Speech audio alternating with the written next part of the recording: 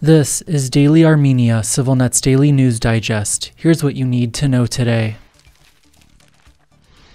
During a lengthy press conference today, Russian Foreign Minister Sergey Lavrov dismissed Baku's demand for an extraterritorial corridor through Armenia, while also rejecting Yerevan's position against deploying Russian border guards to any trade route connecting mainland Azerbaijan in the Nakhichevan exclave through Armenia. The Zangezur corridor was never mentioned in the agreements reached by the leaders of Russia, Azerbaijan, and Armenia, Lavrov said, just over a week after Azerbaijani President Ilham Aliyev revived calls to set up a trade route that runs through Armenia but is beyond Armenia's control. The Russia-brokered ceasefire declaration that ended the 2020 Nagorno-Karabakh war calls for all economic and transport connections between Armenia and Azerbaijan to be reopened, including a route to guarantee unobstructed movement of persons, vehicles, and cargo between mainland Azerbaijan and Nakhichevan via Armenia's southernmost Syunik region. Importantly, the ceasefire declaration does not refer to that route as a corridor and, in addition, says Russian border guards shall be responsible for overseeing it rather than Armenian customs officials. Speaking today, Lavrov rejected Armenian Prime Minister Nikol Pashinyan's insistence that Armenian border guards should man the route, saying the position contradicts what was agreed upon. It is unclear if the 2020 ceasefire declaration remains in effect following Azerbaijan's forceful takeover of Nagorno-Karabakh last September. There was no immediate response from Yerevan or Baku to Lavrov's remarks.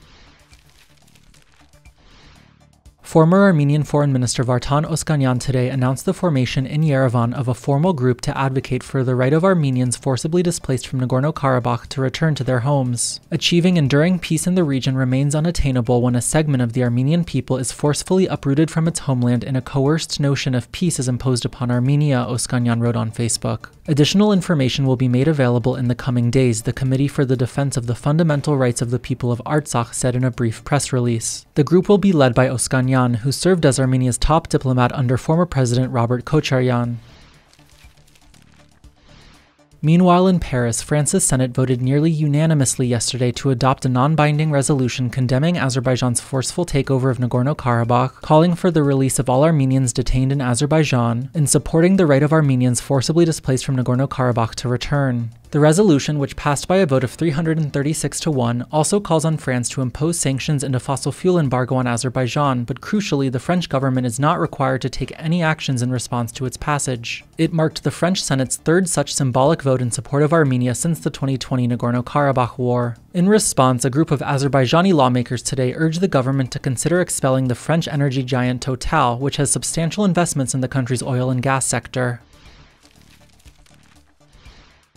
And in Brussels the day prior, the European Council approved a measure to increase the operating budget of the European Union's border mission in Armenia by nearly $10 million. That means the EU has now earmarked about $42.5 million for the mission, which it first dispatched last year to monitor Armenia's side of its undelimited border with Azerbaijan. The increase in funding comes just over 2 months after the EU's foreign policy chief, Josep Borrell, announced the bloc would add more than 70 more non-armed observers to the mission, taking the total number of monitors to more than 200. And finally, the CivilNet number of the day is 2,700. That's the total number of new items collected last year by Armenia's state-run History Museum, according to Museum Director David Pogosyan, who announced the figure yesterday. The museum's permanent collection now exceeds 400,000 items. And as always, please follow CivilNet for the latest news and independent reporting from our contributors on the ground here in Armenia.